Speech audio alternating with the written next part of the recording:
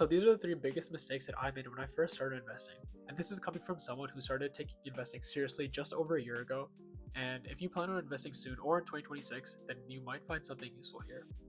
So number one is the dividend trap. Now we've all come across these videos where people are talking about how much they're making monthly from just dividends alone. They're able to live off of this entirely and they've quit their job and they're traveling all over the world. This is exactly what pulls in all these novice investors.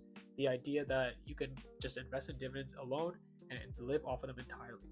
Now, although it is, I guess, true, what they don't tell you is how much capital is actually required to do so and how much time you're wasting investing in dividend funds versus growth funds, which will accumulate your wealth so much faster and is also significantly safer and less risky to invest in. Okay, now number two is not doing my own due diligence.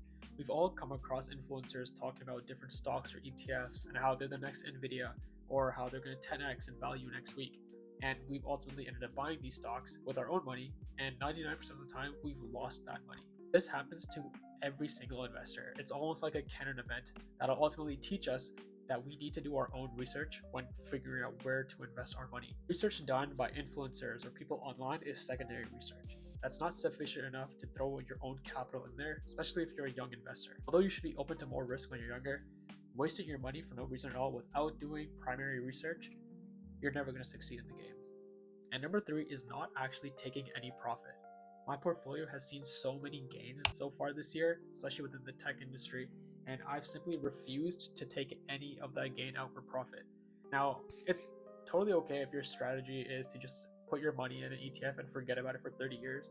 That's a totally okay strategy. But for myself personally, I want to be able to enjoy some of these gains. And with that market crash very recently in the tech industry, a lot of us still kept Nvidia in our portfolio with our whole position and weren't able to maximize or capitalize on the max gain that we could have had. Now, I'm not saying that we need to watch our portfolios every single day, but I'm saying if you're going to be investing in individual stocks, you need to understand what's going on in the market. You need to understand what your company is actually doing every single day or every single week, especially if you're invested into the tech industry. So these are the three biggest mistakes that I've learned from thus far in my investing journey. I have pretty big plans for 2026, so follow along and help me build this community.